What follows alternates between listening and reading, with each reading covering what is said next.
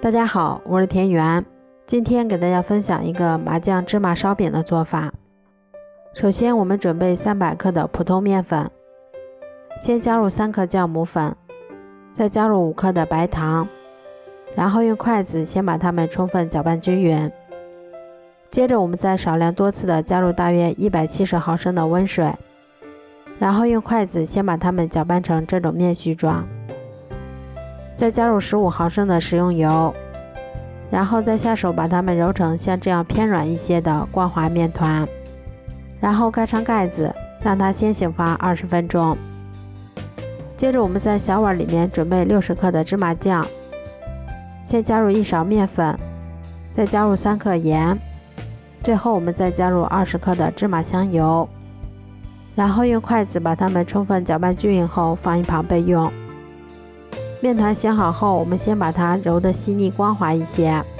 然后再用手把它轻轻的按扁，再把它擀成一张厚度约3毫米的长方形饼皮，再把我们刚刚调好的芝麻酱均匀的涂抹在饼皮的表面，然后再把它从一头慢慢的卷起来，再把它切成大小均匀的小剂子。我们取一个小剂子，先把2头收口处捏严，再把它从四周往里面收紧，然后再用手把它轻轻的搓圆，再把它轻轻的按压成小饼的形状。接着我们把它先放到清水里面沾上一些清水，然后再把它放到白芝麻里面，让它沾上一层白芝麻，这样我们的生胚就做好啦。都做好后，把它们依次放到铺有贵油纸的烤盘里面。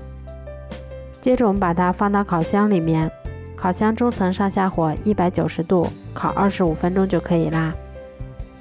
这样做出的芝麻烧饼吃起来外皮焦香酥脆，里面非常的松软，而且还有一股浓浓的芝麻酱的香味儿。如果喜欢的话就试试吧，喜欢我的视频就关注我吧，谢谢您的支持。